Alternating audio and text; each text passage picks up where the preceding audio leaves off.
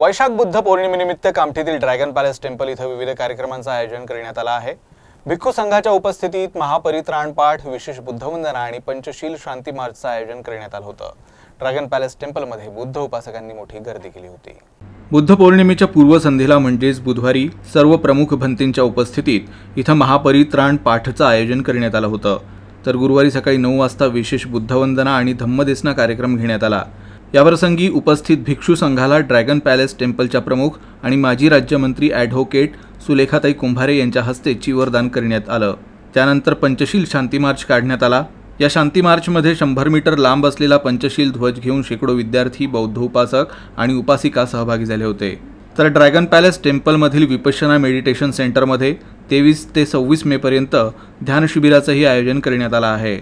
बुद्ध पौर्णिमेनिमित्तानं मध्यभागी असलेल्या 864 किलो वजनी अखंड चंदनाच्या तथागतांच्या मूर्तीसमोर फुलांनी सजावट करण्यात आली आहे।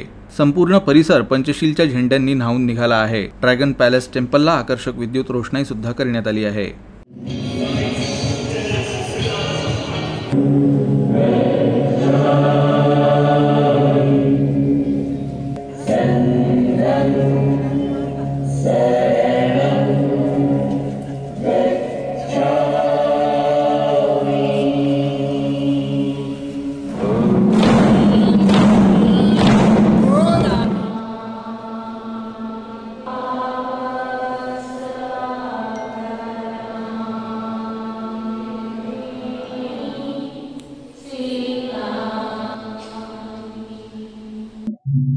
सर्व बौद्ध बांधवांना, भारतातील तसेच जगातील सर्व बौद्ध बांधवांना मी खूप शुभेच्छा देत आहे।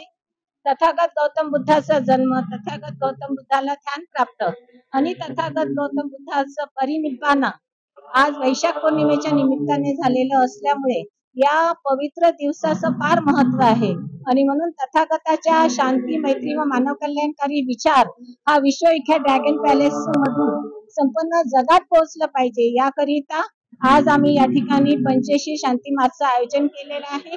आणि हा शांती मास आम्ही विश्वविख्यात ड्रॅगन पॅलेस पासून तर परमपूज्य डॉक्टर बाबासाहेब आंबेडकर यांच्या स्मारकापर्यंत जाईल। या शांती मार्चच्या माध्यमातून आम्ही संपूर्ण जगाला शांतीचा संदेश देऊ इच्छितो।